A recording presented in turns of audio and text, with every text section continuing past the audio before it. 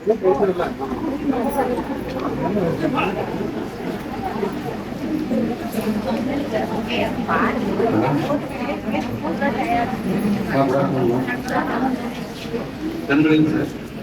சொல்லிட்டா மேம் வரப்போறாங்க. சரியா?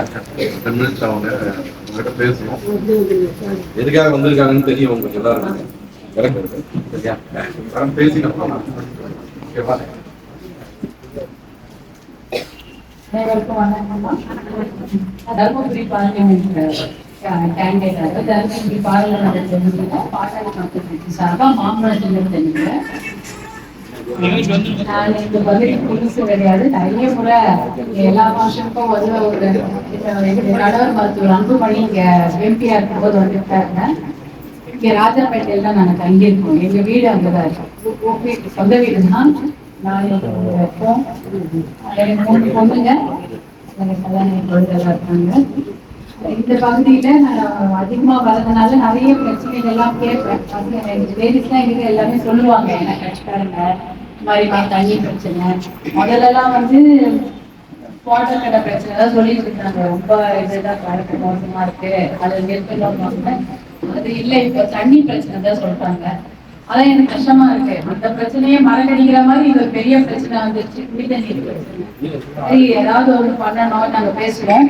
நாங்க ஐயா, எங்க வீட்டுல கணவர் மருத்துவர் அன்புமணி இவங்கெல்லாம் தண்ணீருக்காக எத்தனையோ போராட்டம் பண்ணியாச்சு. உங்களுக்கு எல்லாருக்கும் தெரியும். ஒகேனக்கல் கூட்டு குடிநீர் திட்டம் கூட போராட்டம் பண்ணி தான் வந்துச்சு. அதுவும் இங்க நம்ம ஐயா எல்லாம் கொஞ்சம் அழுத்தம் காரணமா தான் வந்தது. இந்த கணக்கு பார்த்தீங்கன்னா தர்மபுரி காவிரி உபரிநீர் திட்டத்துக்காக நடைபயணமா இருக்கட்டும், 10 லட்சம் கையெழுத்து இயக்கம்லாம் பண்ணாங்க. அப்புறம் கண்டன கூட்டங்கள்லாம் பண்ணாங்க. ஆனா தண்ணி வந்த மாதிரி தெரியல. சரி, இந்த விஷயத்துக்காக நம்மளும் கூட சேர்ந்து இது பண்ணலாம்னா நான் அவரோட சேர்ந்து இந்த பகுதியில எலெக்ஷன் நிற்கிறேன். ஏன்னா இது கண்டிப்பா டெல்லியில போய் பேச முடியும். இந்த விஷயத்தெல்லாம் போய் டெல்லியில பேசலாம், பார்லிமெண்ட்ல பேசலாம். இதுக்கு ஏதாவது, ஏன்னா இங்க லோக்கல்ல இவ்வளவு பேர் சொல்லி பார்த்து தீர்வு கிடைக்கல. ஆனா டெல்லியில பேசி ஏதாவது கொண்டு வர முடியுமான்னு நான் ட்ரை பண்ணிட்டு நான் போனேன். எனக்கு வாய்ப்பு கொடுங்க, மாம்பழத்துக்கு ஓட்டு போட்டு. உங்களை மாதிரி நானும் ஆடு வைக்கேன். நான் குடும்பமும் பார்த்துருக்கேன். கரியர்னா நான் என்ஜிஓலாம் நடத்துகிறோம். பசுமை தாயகம் சொல்லிட்டு எல்லா ஊர்லேயும் போய் நான் பேசியிருக்கேன். நிறைய மரம் நடுறது, ஏரி தூர் வாடுறது, இந்த மாதிரி நிறைய கேம்பெயின்ஸ்லாம் பண்ணுவேன். நீங்கள் எவ்வளோ கடின உழைப்பு இந்த குடும்பத்துக்காக உங்களுக்கு நம்ம சமூகத்துக்காக பண்ணுறீங்களோ அதே தான் நானும் பண்ணுறேன். டிஃப்ரெண்ட் கிடையாது. நீங்கள் பண்ணுறதும் ஒன்று தான், நான் பண்ணுறதும் ஒன்று தான். நம்ம குடும்பத்துக்காகவும் நம்மளை சார்ந்த நம்மளுடைய சுற்றத்தாருக்காகவும் பண்ணுற அதே வேலை தான் நான் பண்ணுறேன். அதனால எனக்கு வாய்ப்பு கொடுங்க. ரொம்ப கஷ்டம். லேடிஸ் எல்லாம் கஷ்டப்படணும். தண்ணி இல்லைனாலோ, பசங்களுக்கு வேலை இல்லைனாலோ, நல்லா படிச்சிருப்பாங்க, வேலை இல்லாமல் இருப்பாங்க. உங்களுக்கு நினைச்ச மாதிரி நல்ல ஓனர் முதல்ல உங்களுக்கு வேலை கொடுத்த மாதிரி நல்ல உள்ளத்தோட எல்லாருக்கும் கிடைச்சிருக்க மாட்டாங்க. அதனால அது மாதிரிலாம் நம்ம நினைக்கலாம். அதெல்லாம் இல்லாமல் இருக்கணும்னு பார்க்குறேன். தர்மபுரின்ற ஒரு நல்ல ஒரு வளர்ச்சி அடைந்து எப்போ பார்த்தாலும் பின்தங்கிய மாவட்டம் சொல்லி கீழேயே வச்சுட்டாங்க. அது ஏன் எல்லாரும் முன்தங்கிய மாவட்டமா வளர்ச்சி அடைந்த மாவட்டமா கொண்டு வரதுக்கு யாருக்கும் எப்படி சொல்றது, யாருக்கும் மனசு வரல. கம்ப்ளீட்டா மறந்துட்டாங்க, நம்ம ஊரையே மறந்துட்டாங்க. அதனால அதை அதெல்லாம் நல்லா செய்யணும்னு நான் ஆசைப்படுறேன். எவ்வளவு பேர் இங்க இருந்திருக்கலாம், பண்ணியிருக்கலாம். ஆனா இன்னும் பண்ணியிருந்திருக்கலாம்ன்றது என்னுடைய இது. நல்லா பண்ணணும்னு மருத்துவர் அன்புமணினா தர்மபுரி அரசு மருத்துவக் கல்லூரி, அது ஹாஸ்பிட்டலா இருக்கும்போது நீங்க போயிருப்பீங்க. ஒரு மருத்துவமனையா கவர்மெண்ட் ஹாஸ்பிட்டலா இருக்கும்போது ஒரு நல்ல டாக்டர்ஸ் பார்த்துருப்பாங்க. ஆனா இப்போ கவர்மெண்ட் காலேஜ், மெடிக்கல் காலேஜ் ஆனப்போ ஸ்பெஷல் சென்டர்ஸ்லாம் வந்துருக்கு இல்லையா? அதை தனியா ஹார்ட்டுக்கு, தனியா நர்வ்ஸ், நியூரோக்கு, நரம்புக்கு, இது மாதிரி அதுக்கு தனி சிஸ்டம் போட்டு ஒரு பெரிய பெரிய டாக்டர்ஸ்லாம் நம்மளுக்கு வைத்தியம் பார்க்குறாங்க. அது இந்த பகுதியில பண்றாங்கன்னா அது அவர் கொண்டு வந்தது. அப்போ அவர் தர்மபுரி பார்லிமெண்ட் எம்பியா கூட கிடையாது. அவர் மந்திரியா இருக்கும் போது இல்ல தர்மபுரி நம்ம ஊரு, நான் அதுல ஏதாவது கொண்டு வரணும் அப்படின்னு சொல்லிட்டு கொண்டு வந்ததுதான் அந்த தர்மபுரி அரசு மருத்துவக் கல்லூரி. அப்ப அதுக்கப்புறம் தான் அவர் இங்க பார்லிமெண்ட் எலெக்ஷன் நின்று ஜெயிக்கிறாரு. அதுக்கு முன்னாடி அவர் மந்திரியா இருக்கும் போது தர்மபுரி மேல ஒரு தனி பாசத்தோட அவர் கொண்டு வந்தது. மொரப்பூர் ரயில்வே ஸ்டேஷனும் அவங்க தான் கொண்டு வந்தாங்க எம்பியா இருக்கும்போது. ஆனா அது நடுவில் 5 வருஷம் கேப். அதனால இவங்க கம்ப்ளீட் பண்ணல. 2014-19 எம்பியா இருக்கும்போது இந்த Chennai to Dharmapuri direct train கிடையாது. சென்னை டு சேலம், சேலம் டு தர்மபுரி தான் ட்ரெயின் இருக்கு. இது கொண்டு வரணும். அப்பதான் நம்ம மக்கள் படிக்கிறதுக்கு போகணும், வேலைக்கு போகணும், இல்லை ஏதாவது ஒரு ட்ரெயின் மட்டும் ஒரு ஊர்ல வளர்ச்சியா இருந்ததுன்னா அந்த ஊரே நல்லா இருக்கும். அந்த இன்ஃப்ராஸ்ட்ரக்சர், அந்த ட்ரெயினோ ரோடோ டிரான்ஸ்போர்ட் அதெல்லாம் நல்லா இருந்ததுன்னா அந்த ஊர் வளர்ச்சி அடையும். அதனாலதான் இந்த ட்ரெயின் கொண்டு வரணும்னு நினைச்சாங்க. அது கடைசியா எப்படியோ 2019 அவர் பீரியட் எண்ட் ஆகும் போதே அவரு கொண்டு வந்துட்டாரு. கொண்டு வந்து நல்ல சிஸ்டம் பண்ணி இப்ப அது அடிக்கல் நாட்டி வேலை நடக்குது. ஆனா ஸ்லோ ஆயிடுச்சு.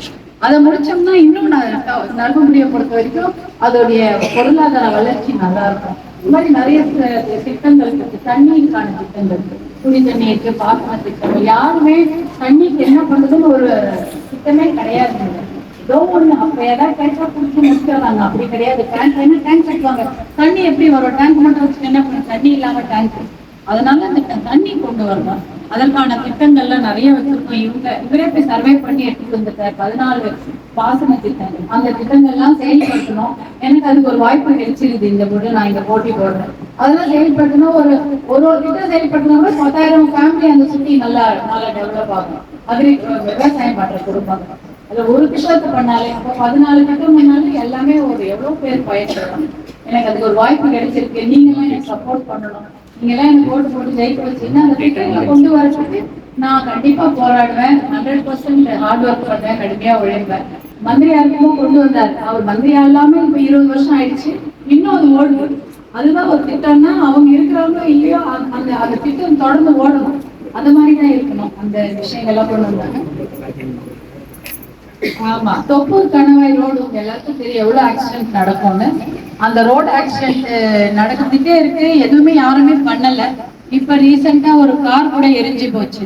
இவரு ஆமா, அப்ப என்ன பண்ணாங்க? இவரு 3 சட்டமன்ற உறுப்பினர்கள், தர்மபுரி, பெண்ணாகரம், அப்புறம் மேட்டூர், 3 பேருமே இந்த பகுதி சட்டமன்ற உறுப்பினர்கள், பார்லிமெண்ட் தொகுதி 3 பேரும் இவங்க அன்புமணி ராமதாஸ் 4 பேர் 3 எம்எல்ஏ இவரும் போய் டெல்லியில நிதின் கட்கரி அவர் மத்திய அமைச்சரை பார்த்து எங்க ரோடு இந்த மாதிரி ஆகுது, ஏதாவது ஒன்று பண்ணுங்கன்னு உடனே சாங்ஷன் பண்ணிட்டாரு. 905 crores 905 கோடி ரூபாய் சாங்ஷன் ஆகி அந்த ரோடு எலெக்ஷன்னால பண்ண முடியாது. முடிச்சப்பறம் டெண்டர்ல விட்டு எல்லாம் பண்ணிட்டாங்க. பூஜை எல்லாம் போட்டாங்க.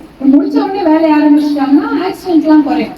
இப்ப இதெல்லாம் யாருக்கும் தெரியாது. கண்ணுக்கு பார்க்கும்போது ஒரு பில்டிங்கோ ஒரு ரோடோ அதெல்லாம் நம்ம பார்க்கிறோம். கண்ணில் பில்டிங் கொடுத்துருக்காரு, டேங்க் கொடுத்துருக்காரு, பஸ் ஸ்டாண்ட் கொடுத்துருக்காரு, அதெல்லாம் சாதாரண விஷயம். மெயினானது உயிர் பார்க்கக்கூடிய ஒரு விஷயம். இது பண்ண எவ்வளவு ஆக்சிடென்ட் இருக்கும். நல்ல தைரியமா அந்த ரோட்ல நைட்டு கூட போய் வரலாம். அந்த மாதிரி விஷயங்கள்லாம் பண்ணியிருக்காங்க. ஆமா ஆமா, அது முதலே அது ரயில்வே திட்டங்கள்லாம் நிறைய பண்ணியிருக்கோம். வேலைக்கு போட்டு காலேஜ் கிளம்பி நைட்டு வந்துருவாங்க. அந்த மாதிரி ரயில்வே திட்டங்கள் பாதி ட்ரெயின் நம்ம ஊர்ல நின்று போகுதுன்னா, இப்ப ட்ரெயின் ஒரு ஊர்ல நின்னா ஜனங்க அந்த ட்ரெயின் ஏறி அடுத்த ஊருக்கு போவாங்க. ட்ரெயின் நிக்கலைன்னா நம்ம அடுத்த ஊருக்கு போய் தான் அந்த ட்ரெயின் ஏறணும். இப்ப பொம்மடியில இருந்து திருப்பதிக்கு நேரம் போகலாம். அதெல்லாம் நம்ம விட்ட சிஸ்டம் தான். பாட்டாளி மக்கள் கட்சி ரயில்வே மினிஸ்டரா இருக்கும் போது எல்லாமே பிராட்கேஜா மாறிச்சு. அந்த சிஸ்டம்னால பாதி ஊர்ல ட்ரெயின் நிக்குது. தர்மபுரியில ஒரு இடம் இருக்கு, அங்க ஸ்டேஷன் நிக்கணும் கூட யாருக்கும் நிக்கவே வைக்க மாட்டாங்க. நம்ம வந்துதான் அதெல்லாம் இந்த ஊர்ல நிக்கணும், அந்த ஊர்ல அவ்வளவு ஜனங்க இருக்காங்க பயன்பெறுவாங்க நிக்க வச்சு. நிறைய திட்டங்கள் இருக்குமா, அதெல்லாம் செயல்படுத்துறதுக்கு எனக்கு வாய்ப்பு தான் வேணும். நீங்க எனக்கு வாய்ப்பு கொடுப்பீங்க நான் நம்புறேன். நான் நல்லா ஒர்க் பண்ணுவேன், ஹார்ட் ஒர்க் பண்ணுவேன், நல்லா கமிட்டடா இருப்பேன். அதை நான் சொல்லிட்டேன். நன்றிமா. மாம்பழம் அது என்னோட 2 ஓட்டிங் மிஷின் இருக்கும் உங்களுடைய பூத்துல. உங்க பூத்துல போட்டீங்கன்னா 2 ஓட்டிங் மிஷின். ஏன்னா நிறைய பேர் தர்மபுரியில போட்டி போடுறாங்க. ஃபர்ஸ்ட் ஓட்டிங் மிஷின்ல 6வது இடம் பாத்தீங்கன்னா அந்த இதுல இருக்கும். பாத்தீங்கன்னா 6வது இடத்துல என் பேர் சௌமியா அன்புமணின்னு என் போட்டோ மாம்பழ சின்னம் இருக்கும். அது எதிர்க்க இருக்கிற மாம்பழ சின்னத்துக்கு இருக்க ஆப்போசிட் பட்டன் நல்லா பிரஸ் பண்ணுங்க. ஒரு வாட்டி பிரஸ் பண்ணாங்க போதும், பட் சவுண்ட் வரணும். எல்லாருக்கும் தெரியும், நீங்க தெரியாத சொல்றேன். அந்த சவுண்ட் டீம் வர வரைக்கும் பிரஸ் பண்ணுங்க. அப்பதான் உங்க வாக்கு பதிவானதா இருக்கும். அதனால அது ஞாபகம் வச்சுக்கிறேன்.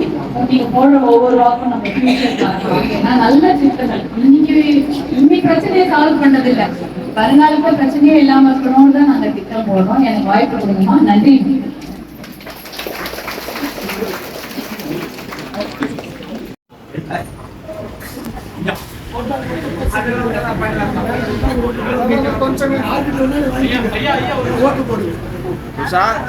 மேடம் பக்கமே நிற்கிற பார்த்தா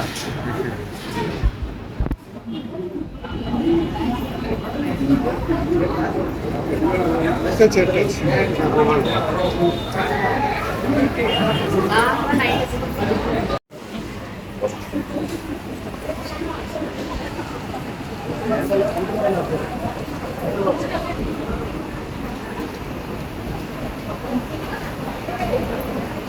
அப்புறம் கொடுக்கல வரத்து வாங்க வரத்து முன்னாடி அந்த சைடு என்ன அடிக்கிறது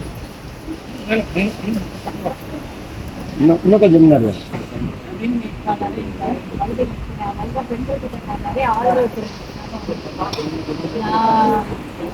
அவங்க எல்லாமே படிச்சது ஹார்ட் ஒர்க் பண்ணோன்னே என்னுடைய வீட்டுக்காரர் இங்கே எம்பியா இருக்கும்போது நிறைய நல்ல திட்டங்கள் கொண்டு வந்தாங்க. அவங்க எம்பி ஆகிறதுக்கு முன்னாடியே மந்திரியா இருக்கும்போதே ஆம்புலன்ஸ் ஆம்புலன்ஸ் அவங்க தான் கொண்டு வந்தாங்க. தர்மபுரி மருத்துவக் கல்லூரி அது கவர்மெண்ட் ஹாஸ்பிட்டலாக இருந்தது. இப்போ கவர்மெண்ட் காலேஜாக இருக்குது. கவர்மெண்ட் காலேஜாக இருந்தால் கொஞ்சம் பிரம்மாண்டமாக நிறைய டாக்டர்ஸ்லாம் போட்டு பண்ணுறாங்க. அவையிலேருந்தே தர்மபுரினா ஒரு ஸ்பெஷல் அட்டென்ஷன் கொடுத்துருக்கோம். இப்பயும் வந்து அவர் மந்திரியாக எம்பி ஆடுறோடனே நிறைய திட்டங்களுக்கு கொடுத்துருக்காரு. Morappur Chennai to Dharmapuri train ready பண்ணி மந்திரி கிட்ட பர்மிஷன் வாங்கி இந்த 5 இயர்ஸில் அவர் கொண்டு வந்து அது ஒரு பெரிய திட்டம். ஆனால் அது அவ்வளோவா யாருக்கும் தெரியாமல் போயிடுச்சு. ஏன்னா அதுக்கப்புறம் கேப் விட்டாங்க. 5 இயர்ஸ் கேப் ஆனதுனால அது யாரும் சரியாக எடுத்து செய்யல. எனக்கு வந்து வாய்ப்பு கிடைச்சா அது பண்ணாங்கன்னா சென்னை டு தர்மபுரி சொல்லி டேரக்ட் ட்ரெயின் கொண்டு வரலாம். அந்த மாதிரி நிறைய திட்டங்கள் வச்சுருக்கோம். தண்ணி வாட்டர் ப்ராப்ளம் எல்லா ஊர்லேயும் இருக்குது. எவ்வளோ இது இருந்தாலும் தண்ணி இல்லைன்னா வாழ முடியாது. அந்த தண்ணிக்கான நல்ல தீர்வு வச்சிருக்கிறோம். தர்மபுரி காவேரி உபரி திட்டம்காக அவர் நிறைய போராட்டம் பண்ணிட்டாங்க. அது அப்படியே நம்ம ஓரளவுக்கு பண்ண முடியுது. இப்போ நான் வந்தாலும் கூட சேர்த்து செய்கிற மாதிரி இருக்கு. டெல்லியிலேயே நம்ம கேட்டு வாங்கிக்கலாம். ஏன்னா இங்கே யாரும் செய்ய மாட்டாங்க. நம்ம லோக்கல் கவர்மெண்ட்ல அதை கண்டுக்க மாட்டாங்க. தர்மபுரியில் தண்ணி பிரச்சனை இருக்கு, அதுக்கு ஏதாவது செய்வோன்னே கிடையாது. நான் முன்னாடிலாம் வரும்போது லேடிஸ்லாம் என்கிட்ட வந்து அம்மா அந்த தோட்ட கடையை மூடுங்க, எல்லாரும் ஆம்பளைங்கெல்லாம் அதில் தான் போயிருக்காங்க, கஷ்டமா இருக்கு அப்படின்வாங்க. இப்போ அது யாருமே கேட்கல. எல்லாருமே தண்ணி பிரச்சனையை தீர்த்து வைங்க, இது தண்ணி வர்ற ஊருக்குன்றாங்க. அதாவது எப்படி ஆயிடுச்சுன்னா இந்த பிரச்சனையை தீர்க்கறது இல்லை, அதோட பெரிய பிரச்சனையை கொடுத்துருக்காங்க. முன்னாடி வந்து குடி போறதுதான் பெரிய பிரச்சனையா இருக்கு. இப்போ அதே இல்லை, தண்ணி கொடுத்தா போதுன்ற மாரி ஆயிடுச்சு. இன்னும் 5 வருஷம் அவங்கள விட்டாங்கன்னா போதை பழக்க பிரச்சனையை கொண்டு வந்துருவாங்க. கஞ்சா பிரச்சனை வந்துடும் போல இருக்கு. தண்ணியே வேணாம், எங்களுக்கு கஞ்சா ஒழிச்சா போகுன்ற மாதிரி ஆயிடுச்சு. அதெல்லாம் எந்த பிரச்சனைக்கும் முடிவு காண்றதே கிடையாது. அதோட பெரிய பிரச்சனை கொடுக்கறது, அதை மறக்கிறதுக்கு அதோட பெரிய பிரச்சனை. அதுக்காக எனக்கு வாய்ப்பு கொடுங்க. அதை நான் கண்டிப்பா, ஏன்னா மருத்துவர் அன்புமணி அவர்கள் அதுக்காக தான் எவ்வளவு போராட்டம் பண்ணாங்க, ஐயாவும் போராட்டம் பண்ணாங்க. இதை நம்ம கண்டிப்பா தீர்த்து வைக்கலாம்னு ஒரு நம்பிக்கை எனக்கு இருக்கு. எனக்கு நீங்க மாமல்லத்தில் வாய்ப்பு இருக்குன்னா அதை நான் அதை கண்டிப்பா செய்யணும்னு நினைக்கிறேன். எனக்கு என்னோட